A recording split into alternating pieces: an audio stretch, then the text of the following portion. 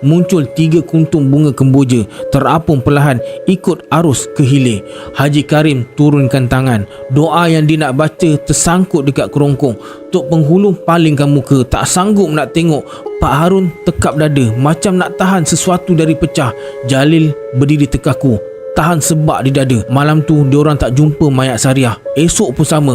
Orang kampung turun ke tebing ramai-ramai. Ada yang redah sampai ke hulu, ada yang menyelam dekat tempat air yang dalam. Tengah hari tu Mak Limah duduk sorang-sorang dekat anjung rumah. Dia genggam kain selendang Sariah sambil pandang jauh ke depan, terkenangkan nasib Sariah.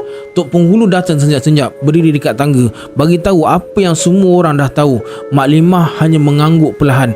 Air mata dia jatuh juga akhirnya. Malam menjelma lagi. Tapi malam tu untuk kali pertama dalam banyak malam, tak ada lagi lolongan dari sawah.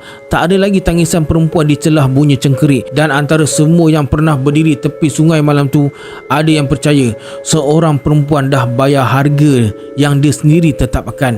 Dia pulangkan balik apa yang dia pinjam dan dia pergi tanpa minta apa-apa balasan. Bertahun lepas kejadian tu, kampung Seri Menanti pun berubah. Macam kampung-kampung lain juga, anak muda ramai yang dah pindah ke Pekan.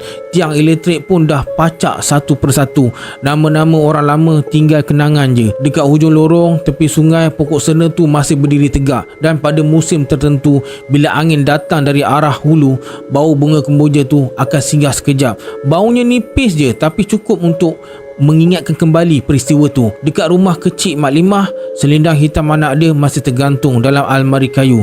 Mak Limah masih duduk dekat hujung rumah, pandang lorong depan rumah tu. Kadang-kadang sebelum asar, dia angkat tangan perlahan, usap udara macam tengah belai rambut anak dia. Jalil kahwin juga akhirnya, tapi bukan lepas kejadian tu. Dia tangguh 2 tahun dulu.